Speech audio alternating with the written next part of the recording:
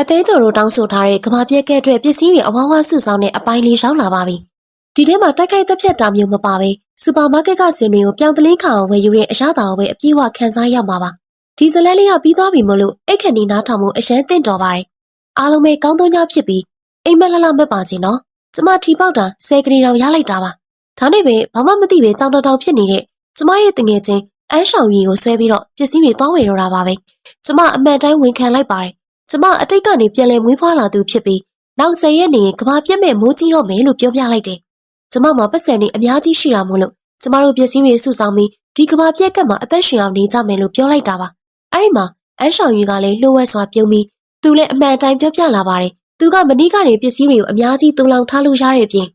်အစားအသောက်တွေကိုလည်းလဲလဲဆက်ဆက်ထောင်ရသိမ်းထားလို့ရတဲ့စွမ်းအားရှိတဲ့ကဘာတစ်ခုကိုရရှိထားတာပါ။ကျမတို့နှစ်ယောက်တယောက်ကိုတယောက်ကြည့်ပြီးပြုံးမိသွားကြတယ်။ဒါဟာတကယ့်ကိုအနိုင်မရှိတဲ့အတွဲဖက်ပါပဲ။ဆက်ကလေးလည်းရှိတယ်ပစ္စည်းတွေအကန့်အသတ်မရှိသိမ်းလို့ရတဲ့စွမ်းအားလည်းရှိနေပြီဆိုတော့ကဘာပြက်ကကြီးကခက်ခဲတဲ့အဆင့်ကနေအလွယ်ကူဆုံးအဆင့်ကိုချက်ချင်းပြောင်းသွားပါတော့တယ်။ပရိမောက်အပြင်ဘက်မှာတော့မိုးဖွဲဖွဲလေးတွေစရွာနေပါပြီ။ဒါကမကြခင်ရောက်လာတော့မဲ့မိုးကြီးမှုတွေအစပြုံးနေသလိုပါပဲ။အတိတ်ဘဝကတော့ဒါတောင်ပံမိုးရွာတာပဲလို့ကျမထင်ခဲ့မိတာပါ။အချိန်မဆွဲတော့ပဲကျမတို့မိဘတွေကိုဖုန်းဆက်ပြီးဘလို့ပဲဖြစ်ဖြစ်ကျမတို့စီကိုအမြန်ဆုံးလာဖို့ပြောလိုက်ပါတယ်။မိဘတွေကအစမှဝေခွင့်မရဖြစ်နေပေမဲ့ကျမတို့ကအတင်းကျပ်ပြောလိုက်တာကြောင့်အမြန်ဆုံးလာခဲ့မယ်လို့ကတိပေးကြပါတယ်။ဇက်တိုက်ဆိုသလိုပဲအတိတ်ဘဝအတွေ့အကြုံတွေရမြို့ပြင်ကအမြင့်ဆုံးနေရာမှာရှိတဲ့တောင်ပေါ်ပီလာအိမ်ကြီးကိုငှားလိုက်ပါတယ်။ပြီးတော့အလုံသမားတွေကိုခေါ်ပြီးနေအောင်ကြီးဆွဲရင်တုံလျှက်စစ်ပြားတွေနဲ့လျှက်စစ်ကာကွယ်ရေးခြံစည်းရိုးတွေကိုတက်ဆင်ခိုင်းလိုက်ပါတယ်။ကျမတို့ရဲ့အကြီးမားဆုံးလက်နက်ကတော့တငယ်ချင်းရဲ့စွမ်းအားပါပဲ။အိမ်မှာတစ်ခုခုအန်တီရရှိလာရင်တော့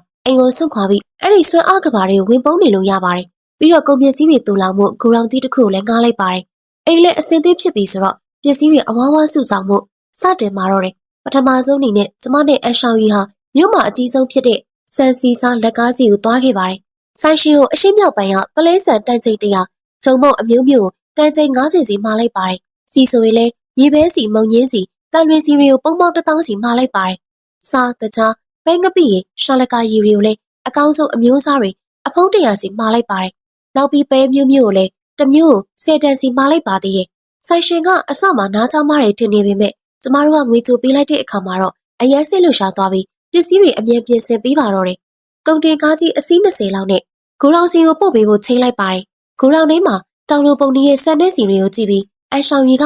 လက်တစ်ချက်ဝှေ့ရန်လိုက်တာနဲ့ပစ္စည်းတွေအားလုံးကသူ့ရဲ့စွမ်းအားကဘာတွေကိုရောက်သွားပါတော့တယ်။ဒါအောင်မြင်မှပဲကျမတို့ရှင်တွေကစိုးရိမ်စိတ်တွေကပထမဆုံးအကြိမ်စိတ်အေးသွားရပါတော့တယ်။ဒုတိယနေ့မှာတော့အသားတွေဝဲဖို့စိုက်ပျိုးရေးထွက်ကုန်စီကိုသွားပါတယ်။နွားကောင်100ဝက်အကောင်100အပိုင်းပိုင်းဖြစ်ပြီးဂူရောင်ကိုပို့ခိုင်းလိုက်ပါတယ်။ဝက်3ထက်သားကိုတော့3တန်တောင်ပုံမာလိုက်ပါသေးတယ်။ကဘာဖြစ်တဲ့အချိန်မှာဝတ်တနီချက်စားရတဲ့အရာသာဘလောက်ကောင်းမလဲဆိုတာခင်ဗျားတို့စိတ်ကူးတော်ရှင်လို့ရမှာမဟုတ်ပါဘူး။နောက်ပြီးတော့ချက်ဘဲငယ်သားပေါက်လေးတွေကိုလည်းမှားထားလိုက်ပါတယ်။ဒါတွေကိုစွမ်းအားကဘာထဲမှာမွေးထားလို့ရတာကိုသားပေါက်တွေမကပဲအသားတွေကိုလည်းအများကြီးမှားလိုက်ပါသေးတယ်။ချက်တောင်ပဲချက်ချက်တော့တက်ရင်မုံသားတွေကိုအဖုံးပေါင်းညာနဲ့ချီပြီးတော့မှားလိုက်ပါတယ်။ဟောပေါ်ရဲထိစားတဲ့အသားလုံးတွေငါးချောင်းတွေအသားဘူးတွေကိုတန်နဲ့ချီပြီးတော့ဝယ်လိုက်ပါတယ်။ဝဲဦးချောင်းနဲ့အသားချောက်တွေကိုလည်းအနည်းဆုံးကီလို900စီဝယ်ထားလိုက်ပါတယ်။နောက်တော့ဟင်းသီးဟင်းရွက်နဲ့သစ်သီးစီကိုသွားပါတယ်။အာလူးကစိုးဥပိတ်ဥတွေကိုအိတ်လိုက်ဝယ်လိုက်ပါတယ်။မုံလာတို့ပန်းခေါ်ပြီးစိမ်းတွေကိုလည်းတန်ချိန်100စီမှားလိုက်ပါတယ်။မုံလာဥနီမုံလာဥဖြူတွေကိုလည်းအဖုံး100စီဝယ်လိုက်ပါတယ်။ကျမခရမ်းကျင်သီးအဖုံး900ဝယ်လိုက်တယ်လို့တငယ်ချင်းကလည်းသခွားသီးခရမ်းသီးငရုတ်သီးတရုတ်နံနံတွေကိုအဖုံး20စီဝယ်လိုက်ပါတယ်။မိုးချောင်းနဲ့မိုးဆူတွေကိုလည်းအများကြီးမှားလိုက်ပါသေးတယ်။သစ်သီးစီးမှာတော့ပန်းသီးလိမ္မော်သီးတစ်တော်သီးတွေကိုအဖုံး100စီဝယ်ပြီ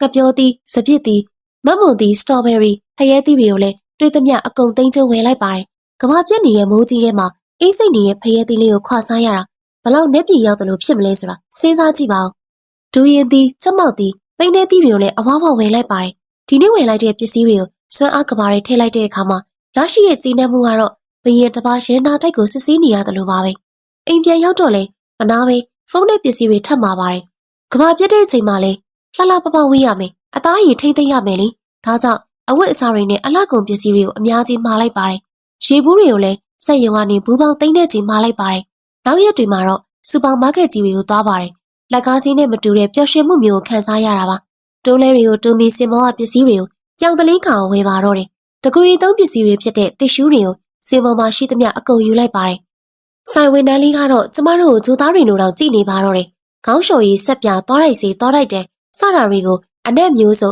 အမျိုးအစားမျိုးစုံ10ခုစီယူလိုက်ပါတယ်အမျိုးသမီးသုံးပစ္စည်းတွေကိုလည်းအထုပ်ပေါင်းတောင်းနဲ့ချီပြီးအွန်လိုင်းကနေမှာထားလိုက်ပါတယ်မုတ်တွေရှိတဲ့နေရာကတော့နှက်ပြေပါပဲချောကလက်အာလူးကြော်အမဲသားကြောင့်အစိတ်အဆန်ကိတ်မုတ်စတာတွေကိုအပုံလိုက်ကြီးဝယ်လိုက်ပါတယ်တငယ်ချင်းတွေကတော့ဈေးကြီးတဲ့ချောကလက်ဘူးတွေကအကုန်ယူလိုက်ပါတယ်ကဘာပြည့်ရင်တော့စောင်းဝိနေအစ်စ်တက်ရှိရမယ်လေအချိုရည်တွေအသင့်စားအစားအသောက်တွေခေါက်ဆဲကြောက်တွေကိုလည်းအမျိုးပေါင်းစုံအထုပ်ပေါင်းထောင်ထဲချီဝယ်လိုက်ပါတယ်အေးခဲထားတဲ့အစားအသောက်တွေဖြစ်တဲ့ပေါက်စီမဝင်းကားကိတ်မုတ်ပီဇာအမဲသားရုံးစတာတွေကိုလည်းရေခဲတစ်တာတွေကနေပြောင်းသိမ့်လိုက်ပါတယ်အိုက်စခရီမ်တွေလည်းအများကြီးဝယ်လိုက်ပါသေးတယ်နောက်ပြီးတော့ဖြော်ပြရေးအတွက်ဂတ်ထူဂိမ်းတွေဖဲထုတ်တွေမာကြောင်တွေကိုလည်းဝယ်လိုက်ပါတယ်ပစ္စည်းတွေအကုန်လုံးလူမရှိတဲ့တောင်းတစ်ခုမှာစွမ်းအားကဘာတွေထည့်လိုက်တာမို့လို့အိမ်ကိုသိမ်းစရာမလိုပဲတကယ်ကိုအဆင်ပြေပါတယ်နောက်ရက်မှာတော့ငါးစီကိုသွားပါတယ်သားငါးပေါက်တွေပစုံတွေကနန်းတွေကိုအများကြီးမှာလိုက်ပါတယ်ဒါတွေကိုစွမ်းအားကဘာတွေကရေထဲမှာလွတ်ထားသူတို့ဘာသာပေါက်ဖွားနိုင်ကြပါတယ်ငှက်ချောက်ပစုံချောက်စတဲ့အကြာကြီးအထားခင်တဲ့ပစ္စည်းတွေကိုလည်းအများကြီးဝယ်လိုက်ပါတယ်စားတောက်ကုန်တွေမကပဲအသုံးဆောင်ပစ္စည်းတွေကိုလည်းဝယ်ရပါသေးတယ်လက်နှိပ်ထမီဘက်ထရီမီးချစ်ကျိုးတိတ်ကော်စတာတွေကိုငါးဝဲဆိုင်မှာဝယ်ပါတယ်လျှက်စစ်ပစ္စည်းတွေအဝတ်အထည်တွေ